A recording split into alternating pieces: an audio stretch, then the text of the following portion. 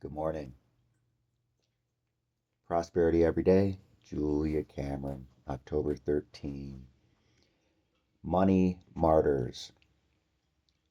Some of us are addicted to lack. We under earn and then feel morally superior to those who have money.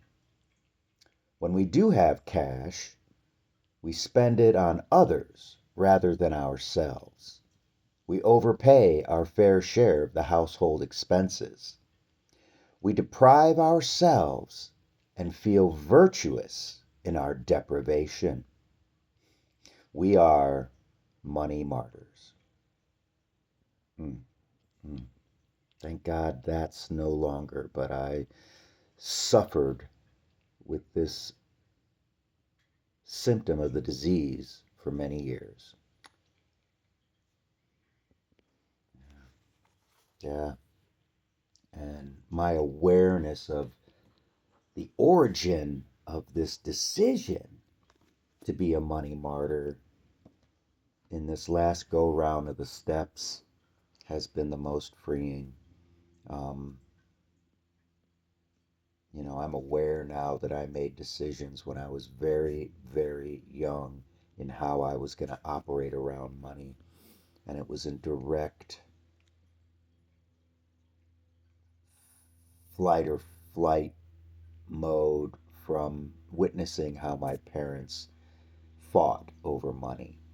And um, so my mind, that was incredibly young, saw the conflict, saw the violence, saw the fighting, saw the yelling, and saw the cause. And the cause was money. So I thought, well, money's the problem. And then you hear that money is the root of all evil. And hearing that stuff and seeing that stuff and putting that all together when I was a kid, I thought, okay, don't have money. And then the hippie thing came in, and it's, communal love and, you know, don't trust the man, and just all those ideas that were popped around and put into the music and into the culture, that young culture. Don't trust anything, especially if it's wearing a suit and tie. And I bought it all. I bought it all hook, line, and sinker. And, the good news today is that I can look at all that and forgive myself for making those decisions when I was that young. And I don't blame the times. I don't blame my brothers. I don't blame any of it anymore. I give that all away because I know that just serves my victimhood, and I'm done with it. Um, it is not 1970 anymore. There is no remnants of the hippie movement. None of that. It's all gone, and it's been gone for decades. It was gone in the 80s. Poof. I just didn't really recognize it, and I didn't get on board. It shifted over to yuppie scum, and I thought sub I was gonna leapfrog all of that greed by being mega mega greedy. I went from being, let's be a bohemian and be a bohemian until I'm a intergalactic superstar, you know.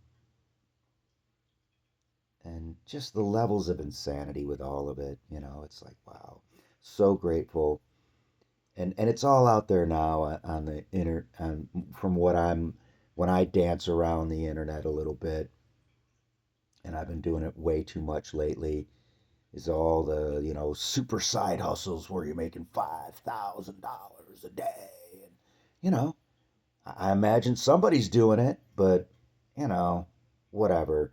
I'm doing this for me so that I remain committed to doing my morning due. Um, I'm doing this in the hopes of helping one other person create a morning dew ritual, and consistently partake in it. That, you know, whether they're in or out of recovery, whatever, that's neither there nor that not, um, whatever. I haven't really put too much into what that is or what the target market is or any of that stuff. Now, if this turns into something and it becomes monetized, cool, but I don't need it. Um, and I like my job. My job gives me a living wage. I'm okay. I've got a little bit of a nest egg. I've got a nest egg. I'm not going to minimize it. I've got a nest egg that's moving in the right direction. And I'm investing on a regular basis and I'm paying my bills on time. I'm a respectful, responsible member of society because of the 12 steps and the 12 traditions and my predecessors and the people that I surround myself with. I surround myself with productive members of society that are sober and clean and embracing that lifestyle. And one of the major tenets, one of the major pillars is being self sufficient. Earn your dollars legitimately, pay your taxes, and pay your bills all on time, and live within your means. It's that simple. Now, it's simple. It doesn't look like a whole lot of people are doing it. Um, and I'm just super grateful that I'm not down in that rabbit hole of creating debt on debt on debt on debt. I've gone out. I want to buy a truck in April. Um, I want to buy a $10,000 truck that's got 150 to 200,000 miles on it because that's what they cost nowadays. But I want to pay cash. Now, I've driven a couple of the brand new trucks that are 60, 70, $80,000. It's as much as I paid for this fucking house. Use the F bomb. I want to really let go of the F bombing and the profanity. It was pretty moving this past sponsorship retreat when they went into some of the history of the origins of the Narcotics Anonymous basic text, and one of the major tenets in that was no profanity, none, no profanity. And I read that book. I read from that book at least 2 to 3 times a week, and I've been doing that for almost 29 years, give or take. And I've never needed a curse word in there. But boy, howdy, in meetings, love to curse. But anyways, that's a tangent, total tangent. You know, I'm just grateful that I'm on the beam.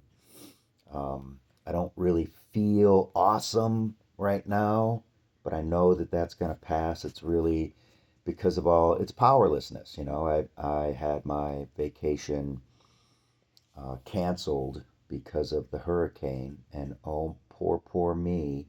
I'm not one of the millions of people that are dealing with thousands and thousands and hundreds of thousands of dollars of damage, or God forbid, have lost a life or become injured or whatever, like serious consequences from the storms. And we'll pluralize them because two wicked freaking hurricanes have come through back to back. And I have suffered no ill effect other than lost a week at a timeshare. Big freaking deal. Literally in 2 weeks, this is going to mean nothing. But it's upset my flow and it's upset my, it's ultimately opened up some awareness towards vulnerabilities. My mental health is vulnerable when things get shaken. And it's interesting to think that that's still the case. I can still go into slip in a hole mode if things don't go my way. And things aren't going to go my way. And that's okay.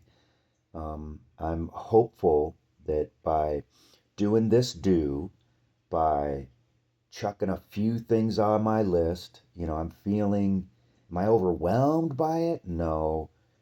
But am I concerned about the clutter? Yeah.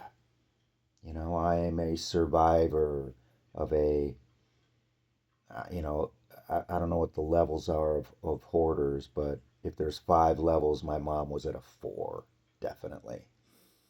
And and it's and I have that potential, just like her diabetes. I've got the diabetes, just like her hoarding.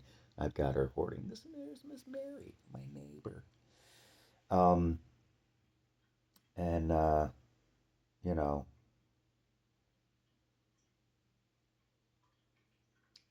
there's a pile of shit on top of the bookcase that I look at every day, and it weighs on me.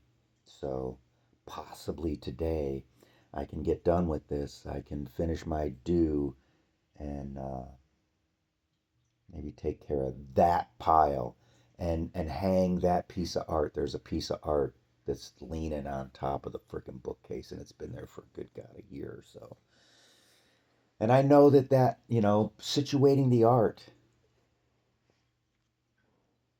is a symbol of me not fully embracing the idea of home. I've lived in this house for, I don't know, 3+ years, and it's not quite a home yet. Um,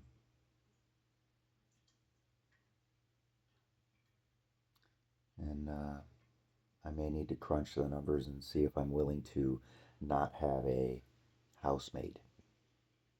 I like the money, it helps me a lot, but is it worth it? I don't know. Because, maybe once I'm completely fully topped out at the workplace, I can call that. And then maybe work a side hustle that makes 10 grand a year. That's not a lot. 600-700 bucks a month. I could do that on Marketplace. I could sell shit. I could make an extra $1,000 a month without renting a room. That's a pretty good idea. That's a pretty good commitment. Yeah. Yeah, that's done right there. No more roommating. When she's gone, she's gone. Yeah, that's a great idea. Let that one sit in, sink in, and do it. Fully self supporting. Then I got no angst in here. I can create a studio and a workspace. Yeah, I can make it my own. That was easy. That's why we do this stuff, guys. The morning time for me is the golden hour. It's the hour that I get connected. It's the hour that I get good ideas. And I had a great idea a couple of days ago for an image, and I went out and I got some books yesterday or the day before to start doing those vizzes. And a viz is a visual representation of anything you want to have happen in your world in life. For me, the background of it is I use it as a director to help visualize the production of a play that we would be working on, and that would help me to work with the designers. I'd get images for costumes, images for sets and locations and lighting and even sound. You can get visualizations for what the sound needs to be. And character representations. And I remember one of the coolest vises I did was for Richard the Third, and I found some really awesome images of a child king, and how almost all of the imagery for Richard the Third is demonic and evil. And did he do some incredibly heinous shit? Yeah. But why? Why did he do those things? How did he become the person that could do those things? Oh, was it because Margaret had his father's head chopped off in his front yard and stuck his head on a fucking pike? Again with the F bombs, forgive me. And left his father's head on a pike outside of his house for over a year? Do you think that might have created some revenge? Oh, and then he kills Edward, Margaret's son, in the church. Oh, yeah. Kills the princes in the temple. Not the temple, the tower. But, anyways, blah, blah, blah. Richard III. Anyways, I threw that production on its head because he became a wounded child. I saw Richard as that 9-year-old kid. And it changed things, you know. And it changed his death.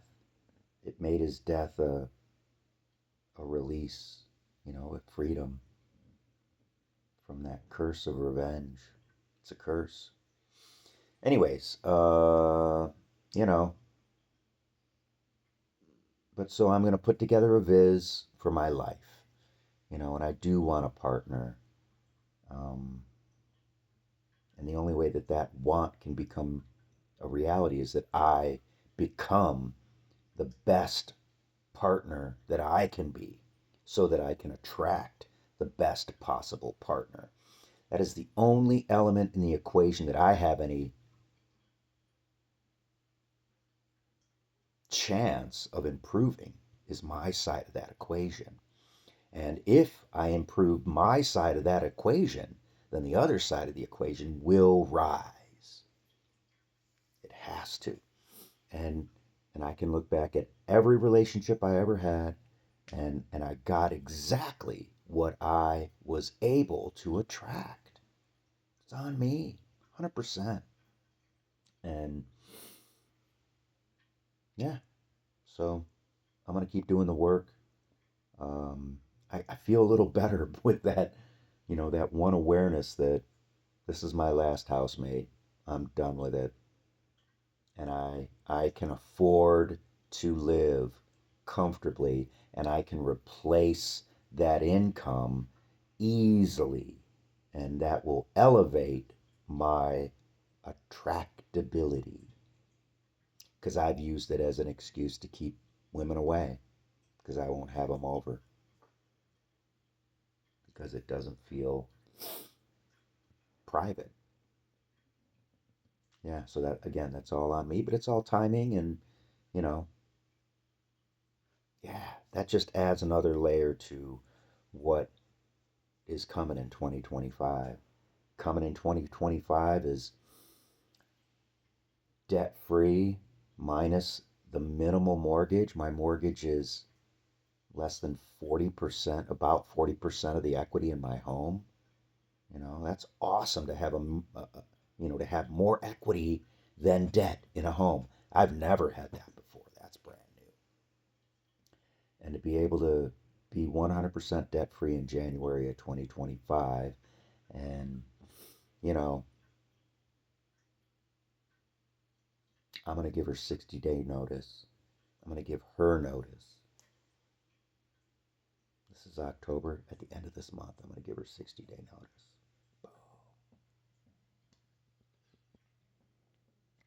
Yeah, that's done in writing. 60 days. Find yourself a place. Yeah.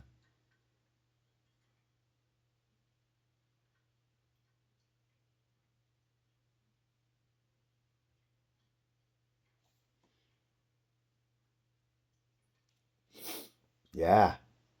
That's empowering. Feels good. Oh, and I'm going to do another video. I'm going to start doing additional reading. So I'll do a kitty video, my prosperity video, or my morning meditation video, and then my reading video. 3 videos. All right, peace out. That's 20 freaking minutes. Holy moly. Have a great day.